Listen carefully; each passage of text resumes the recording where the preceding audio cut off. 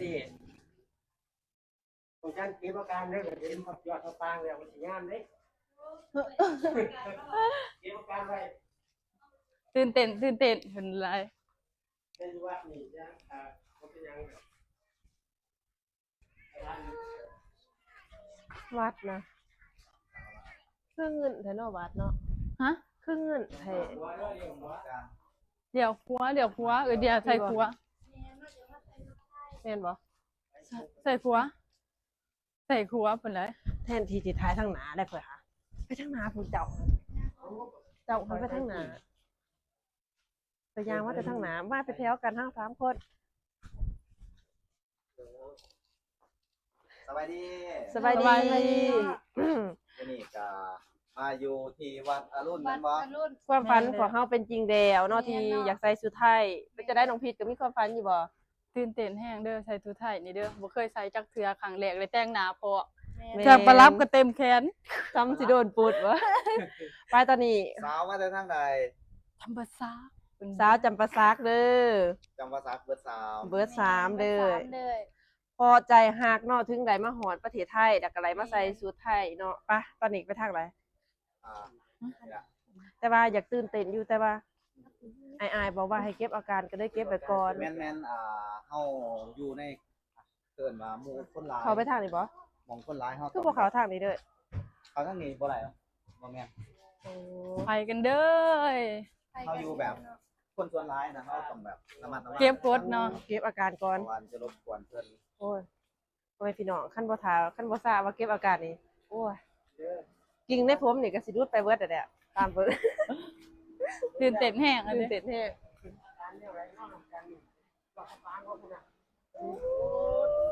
ใส่งามคือคนมาจากจำปาซักเห็นแล้วพ่อพี่น้อง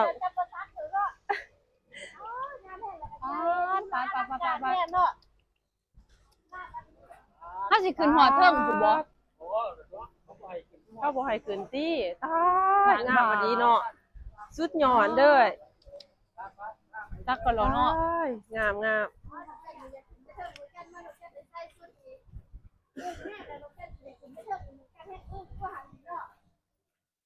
แฮงว่าเลยใส่สุดอึ่งแล้วไปเห็นนี่อึ่งกว่าเก่าอยู่บ่จะได้มานี่บ่น้องพีทก็เคยมาอยู่จะว่าจะถ่ายรูปกันบ่แม่นน้องเดียนี่เป็นครั้งแรกเนาะแต่ว่าน้องพีทถ้าเป็นครั้งที่2น้องจันเด้แต่ว่าครั้งแรกบ่ได้ตั้งใจเบิ่งแบบนี้เด้อเดียมางามแฮงบ่ใจอีนี้มาตอนน่ะบ่มีหมู่แบบเอาเงินมาสร้างโลดแต่เงินเนาะมีแต่เงินแบบเดียวมาไกลๆความฝันน่ะอู้อย่าไปวัดนี่ได้มาปีที่เฮามาสยามพารากอนเด้ไปอย่าไปสุดนี่เด้3 คนเอาไม่กล้องหน่อยมีกล้องได้ค่ะ3 คน800เดี๋ยวครึ่งชั่วโมงเก็บอาการสิอยู่บ่เด้บัดนี้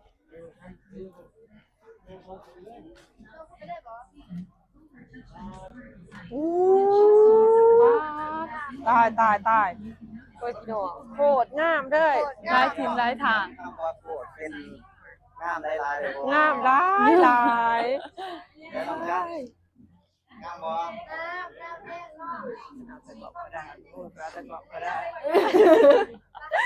เอาบ่ไปขอโทษค่ะงามขนาดเด้อOne more 1 2 3ขอบคุณนะคะตอนนี้สิพาไปเรื่องไปน้องพีทโอ้ยสิยับติดสินได้เหมือนโอ้ยได้ขึ้นมาคักได้เห็นเด้อวันนี้เด้อเรียกว่าเหยียบไปเด้อมาพี่มายืนไกลๆกันพี่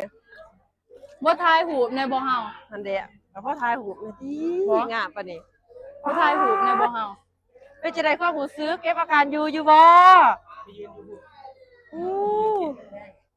ยืนติดกับแพงเด้อไปยับไปให้น้องพีทอยู่ทางกลางที่น้องพีทเตี้ยโอ้ชูงามบ่ต้องลงทายหูบ่สบายดีเมืองไทยสบายดีเนาะเมืองไทย งามแฮงเนาะพ่อพี่น้อง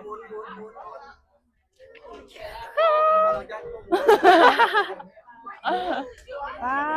ดีใจหลายเนาะอะไรมาเป็นจังได๋น้องพีทอยู่นี่ได้มาใส่ชุดไทยได้บ่ทำงานอยู่ไกล ครั้งแรก ๆครั้งแรกได้บ่เนาะป้าด แล้วก็ได้แต่งหน้าเต็มบ้านนี่โอ้ยครั้งแรกใส่เครื่องประดับ AR โอ้ยค่ะ ขาแข็งเนาะงามแฮ เต็ ง ม รู้สึกว่าลมมันจับตำไปแล้วมันงำ บ่ พอสว่าง โอ้ในกล่องอาจจะบ่สว่างเอาสูงๆอ้าวจัดไป จริงสว่างเนาะ เนี่ยตัวจริงอะสว่างแต่ว่าเวลาลมจริงสว่างมันงำเออ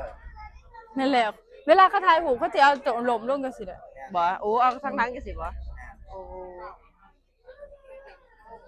ใครจะขึ้นอยากขึ้นเครื่องมอ อยากไป ขึ้นไป ถ่ายรูป ถ่ายรูปไปเด้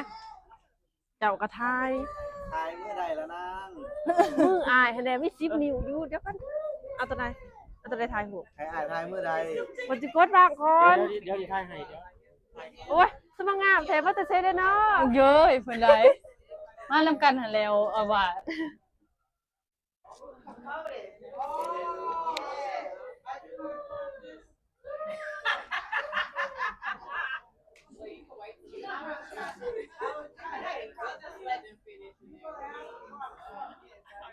ได้แล้วบ่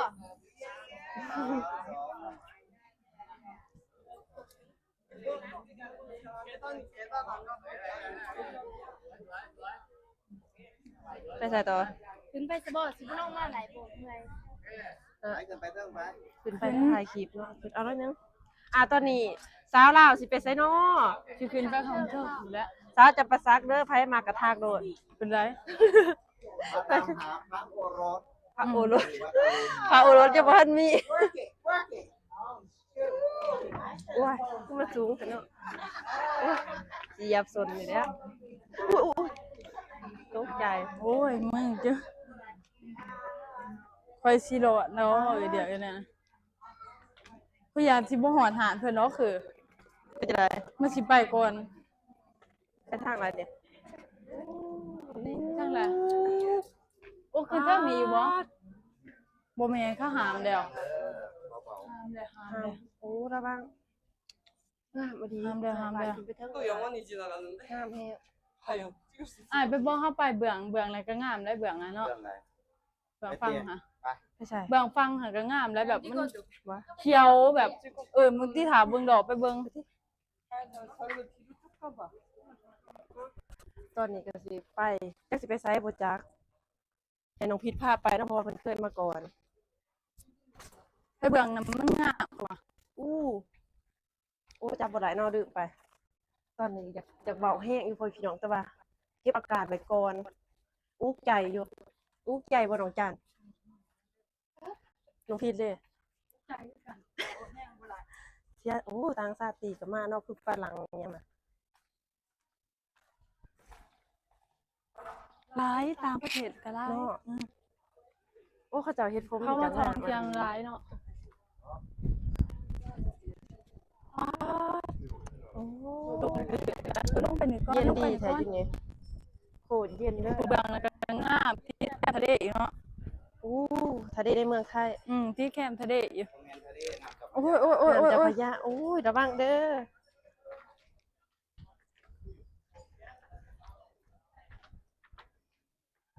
ตั้งใจอยู่เด้อนี่เด้อ ตั้งใจคอยลงโอ้โห หุ่นเด้อหุ่นเด้อ โอ้ยเป็นจังไดความรู้สึกน้องจันน้องพีทแล้วก็น้องเดียเอง ค่ายขึ้นน้อยเดียวเนาะ แม่นแต่ว่าอะไรมาสำนี้ก็ถือว่าเป็นบุญของพวกเฮาแล้วเนาะเว้าความรู้สึกออกไปแน่ รู้สึกดีอยู่คือเดียวรู้สึกดีอยู่แม่น บ่ บ่ เคยได้แต่งก็ได้แต่งบ่เคยได้สัมผัสก็ได้สัมผัส โอ้เจ้าทายหูโคตรเท่เด้อเฮ็ดคักอะ หาก็ครั้งแรกที่ได้แต่งแบบเนี้ย เป็นจังไดให้สิบอกก่อน รู้สึกดีใจ น้องจันนี่ดีใจแล้วก็ตื่นเต้นแฮงแต่น้องจันบอกก็บ่อยากเว้าแฮงเนาะก็คนเขาเจ้าก็ส่วนร้ายเขาเจ้าสิว่าโอ้ยบ่คือบ้านคือเมืองแท้เว้าแฮงยายเขาบอกอันนั้นเนาะ คันอยู่บ้านเฮาสิจังไดอุ้ยจะสิเป็นบ่ โดดไปสักปะเอาแล้วเนาะ ต้องบอกคำว่าสวัสดีค่ะเพื่อน สวัสดีค่ะ สวัสดีค่ะ สวัสดีค่ะ ย่อสามคนแล้วพร้อมกัน อ้าว สองสาม สวัสดีค่ะ สาวไทย สาวลาวโอ้ย ขอเป็นสาวไทย โอ้มือหนึงเหรอ สาวลาวอยู่ในร่างไทย สุดไทย แต่ว่าถึงสิเป็นสาวลาวแต่ก็มักสุดไทยเด้อ แม่นเนาะ มันจะได้ความรู้สึกน้องพีทที่ได้มาใส่สุดไทยในครั้งนี้ น้องพี่ดีใจแล้วก็แบบรู้สึกตื่นเต้นแบบว่าเฮาบ่เคยหั้นน่ะคือเดียวเฮาบ่เคย แม่น หาก็ได้ใส่ครั้งแรกแล้วก็เลยแต่งหน้าเต็มที่แล้วก็ แม่น สร้างประลับจองอีหยังเนาะ เต็ม เฮา โต บ่เคยก็ได้เคย เคยเห็นแต่ในทีวีเนาะ แม่นเคยเห็นแต่เขาเจ้ามาใส่บัดเจ้าของตัวเองมาบัดนี้ เคยมาอยู่เทื่อนึงเนาะแต่ว่าบ่ได้ใส่แบบนี้จักเทื่อบ่ได้ใส่หาก็ได้ใส่ครั้งนี้ถ้าบ่ได้มาก็เอ้ยเดียก็บ่ได้ใส่ น้องจันเดเป็นจะได้ความรู้สึก ก็มีซื้อกับแม่นเนาะ กับแม่เนาะผู้ความรู้สึก เจ้าของงามมาล่ะ ซื้อว่างามที่สุดในชีวิตที่เกิดมาเพราะว่าน้องจันเกิดมาน้องจันตื่นสามารถอาบน้ำแล้วก็ท่าแต่พ่นแล้วก็ไปเลยหนีบ่จักท่ายังก็ท่ายังน้องจันจะเต้นตาโบออกอยู่นี่เนาะ น้องพีนี่ย่านเป็นพื้นอยู่แล้วให้เป็นซิ้วอยู่แล้วนี่ก็อย่าเต็มที่อยู่แล้วเพิ่น ความรู้สึกของเดียเนาะตอนนั้นหันปีที่แล้วเนาะเห็นหมู่กับคนงามหั่นแหละเขาเจ้ามาดินวัดแล้วเขาเจ้ามาถ่ายรูปเนาะก็คือได้ใจว่าโอ้ยังมาถ่ายรูปเด้ยังมาถ่ายคือเขาเจ้าเนาะแต่มื้อนี้มีโอกาสได้มาแล้วแถมยังได้ใส่ชุดไทยกว่าหมู่อีกหมู่มายังบ่ได้ใส่เนาะโอ้ดีใจหลายขอบคุณประเทศไทยเนาะแล้วก็ขอบคุณอ้ายๆเนาะที่พามาในมื้อนี้ แม่นเนาะ รู้สึก ขอบคุณเด้อ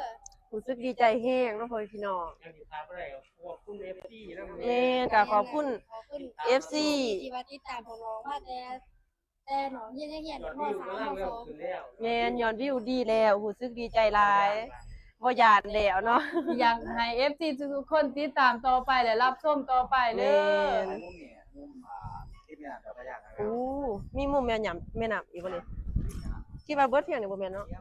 บ่ โอ้ แม่นมันสิเขียวงามเนาะมันสิเขียวงาม โอ้ เขียวงามแบบเขาเจ้า นั่งไกลๆกันเนาะ คอยเด้อหากันเด้อ หากันค่อยๆใจเย็นๆเด้อน้องจันอ้ายฝรั่งใส่น่ะเห็นบ่ฝนอยู่พุ่นนี่ ถ้าสิมาใส่แบบนี้ต้องผมยาวๆเนี่ยเพราะว่า แม่ ถ้าผมเฮาบ่ยาวแล้วก็เอาขึ้นในเฮาบ่ละ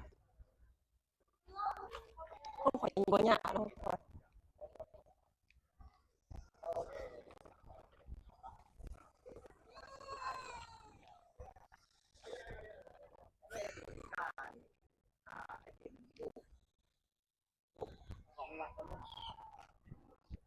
ไอติมกินนี่บ่ แม่น เพิ่นเฮ็ดเป็นรูปวาดบ่ เรียนกันก็จะเป็นรูปของประตูไทยนะครับ โอ้ ย่างไปเบิ่งก่อนนี่บ่ มาวัดอรุณต้องได้กินไอติม ปวดโอ้นี่บ่แต่ว่าเขาแค้นใจนี่บ่ ให้เป็น3มิติ อืม ม่วนแท้ขนาดร้องจำปานะเว้าได้เว้าอีกอยู่ จำปาใส่ไอเดีย ร้องจำปานะเขาจะเอิ้นร้องหยังฮะลืมไป ก็เอิ้น โคม แม่นสิบ่ดอกจำปาก็เอิ้นดอกน้ำท่วมสว่าง บ่แม่นร้องดีลาวดี เออ เจ้าหันร้องดีลาวดีไรซื้อม่วนคือหยังนี่ตายสิทายหยังนี่ เป็นไรน้องจามโอ้งานเป็นพิเศษด้วยน้องมื้อนี้เนาะ แม่นั่งหน้าก็พิเศษเด้อ โอ้น้องเดียอันนี้น้องพีท เป็นจะได้เฮาสิมายืนจะได้อยู่นี่ ฮะ เฮามายืนโชว์ความงามบ่ ไปยื่นมุมหน่อยนะฮะ โอ้ย่านว่ายืนโชว์ความงาม เมื่อกี้เดียวผู้ไปแล้ว ตอนนี้เวลา30นาทีเนาะ ไปไสยืนอยู่นี่บ่ แต่สว่างงามนี่เขาย่างไปเนี่ยไปเลินพุ่นน่ะไอเดียโอ้เขาเจ้าบ่ให้เขาเลยเด้ฮะเดินหญ้าเนี่ยไปเบื้องนี่ตื้อเลยโอ้เบื้องนี่ก็บ่ให้เขาเลยเนาะ นี่คล้ายเขาอยู่นี่เด้ เลยไอเดียให้เขาอยู่เนี่ย บ่เย็นดีได้เย็น นอนแต่ขาวๆเนาะ อืม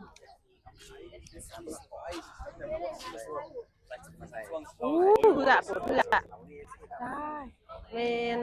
ถ้าบ่มี FC ก็คือสิบ่มีมื้อนี้เนาะเพราะว่า FC ฟังไทยอยากให้ทำคลิปอีหยังออกมาเนาะน้องเดียกับน้องพิษแล้วก็น้องจันก็สิพยายามเนาะ ยังอย่างหนึ่งที่น้องเดียกับน้องจันน้องเพชรบ่ทันได้ไป ไปใช่ มหานคร อีหยังมาหานะ มหานคร King เนี่ย Power อยู่ไส ตึกสูง อยู่ไส ไปได้เด้บ้านนี่ บ่ทันได้ไป อู้ ตึกสูงมหานคร ก็มี FC แนะนำว่าอยากให้ไปอยู่แต่ว่าค่าได้ยินว่าค่าเขาแพงพ่อพี่น้องน้องเดียย่านบ่มีค่ารถมื้อก็ได้บ่ได้ไปเด้อ ถาม FC แน่สามสาวนี่ผู้ใดงามกว่ากันคอมเมนต์มาแน่ คอมเมนต์มา คอมเมนต์มาแน่สามสาวนี่ มาเด้อ3 สาวนี่ไปงามเนาะ คนแรกน้องเพชรคนสองน้องเดียคนสามน้องจันน้องลาคุณหน่อยๆอายุ11ปีเด้อพี่น้อง 17 ปี25ปีเท่าไหร่ 20 ปี 20 ปี 9ปี 25 ปีกะสิเฒ่าน้อยๆนึงแต่ก็งาม วัน อยู่ นี้บอกได้ว่ายังบ่ทันได้รับประทานอาหาร ย่าง เปล่า ฝ่าวแห้ง มาใส่สุดไทย น้องพี่แน่มายืนถ่ายรูป มาแต่จะพูดเจ็บ มาตั้งแต่10หา11หมู่กว่าอ้ายเอื้อยสิมาฮอดก็จะลง เมนจะได้กับขอบใจอายเด้อดีใจเฮ็ เดด้อจันคือแต่ข่าวนี่เนาะเฮ็ดในโทรทัศน์โอ้คือใครคืองานเด้ขายรุ่นดาวใส่บ่จะเข้าใจว่าเขาเปิดโอกาสให้คน เสื้อโหลนว่าคลิปนี้แม่น้องเดียต้องเบิ่งแน่นอน เพราะว่าเราลุ้นแต่ละคลิปนี่ลุ้นตลอด ไปก็มาแล้วก็มาตอนไหนเดียวอยากใส่อยู่แต่ว่าบ่มีหมู่ใส่คือว่าสิใส่ผู้เดียวสิใส่ถ่ายแบบใดผู้เดียว มันก็บ่คือเนาะ แม่นหาหมู่สิถ่ายนำก็บ่มีแบบมันก็สิแบบย่างผู้เดียวใส่ผู้เดียวมันก็บ่คือนะ แม่นบ่ อันนั้นมาหลายคนก็ยังจังซี่อยู่อากาศดีแห้งอะดี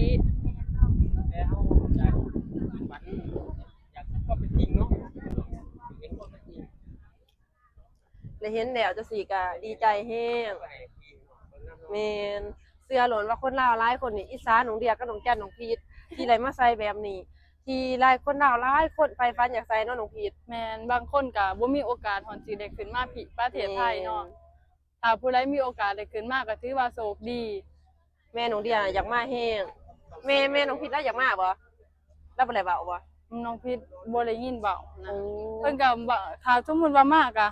เรื่องขี่รถขี่ล่างนี่แหละเรื่องรถเรื่องล่างเพิ่นก็บ่ปานไร โอ้ไปทางพี่ได้เขาเจ้าอาร์ตตัวนี้โอ้นี่บ่โมเมนต์ติเด้ เขาในเลยบ่อ่ะเอา เอาเพี ขึ้ ย น วะ เอาขึ้นเอาขึ้น โอ้แม่นจะได้เห็นทางหลังต้นโพอีกบ่ เดี๋ยวอ้ายขอยางข้างหน้าได้บ่ ไป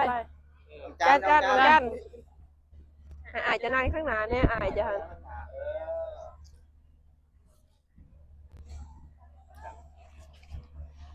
โฟกัสเลย เห็นเบิดแล้ว เห็นเบิดหั่นแล้วอุ้ยไหล โอ้เป็นคุณสตรีป่ะ เป็นคุณสตรีได้นี่สีลม สิลมตีเลยดิ ไม่ยากขนาดเนาะคนไทยเนี่ย เอาใจใส่ได้ไหมน้อยหนึ่งผู้ชายใส่ก็คือเนาะน่าได้ว่าต้นโพอยู่หัน โหส่วนบอลไปนี่บอล น่าจะใส่เกือบส้นสูงคือเขาพุ่นเนาะ แม่น บางที เฮา ข่อ ก็ ยเห็น บ่ได้ อัน เฮา ต ก็ รา บ่ ย ได้เอาเกิบมาอยู่น้องพิษบ่ได้เอาน้องพิษไม่มีอยู่แต่บ่ได้เอามา เห็นว่าทางศาสตร์เป็นบ่ยานเนี่ยบ่ยานข้อหมอได้ทางศาสตร์สังเกต แม่นต่างชาติบ่ได้สนใจก็หลบเลย เป็นมีความฝันที่อยากใส่มีความตั้งใจที่อยากใส่ แต่เฮาก็บ่อยากดอก โอ้เห็นต่างชาติเอาลงเพิ่น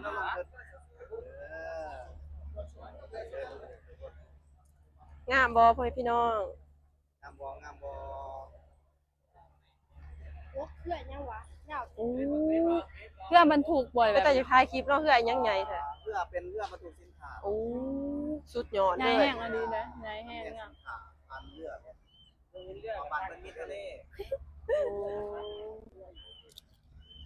เพื่อใหญ่ สุดย ยา อ ว ดเลยพ่อ อัน พี่น้ นี้ องข้างหลัง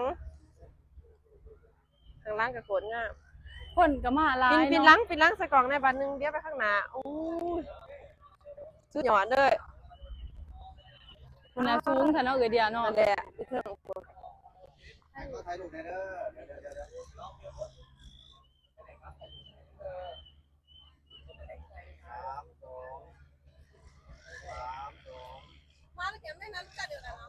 น้องจ้ำน้องเดียว อ่ะย้ำออกจากกัน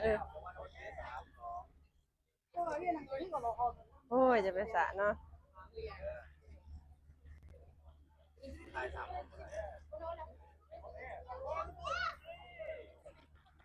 ถ่ายทีละคนบ่ ทาย นี่คลิปบ่คลิปกันบ่ เจ้าไม่จะสว่านมาหาคอยอะไร ตั้งเพิ่น ตอนนี้ว่าน้องจัน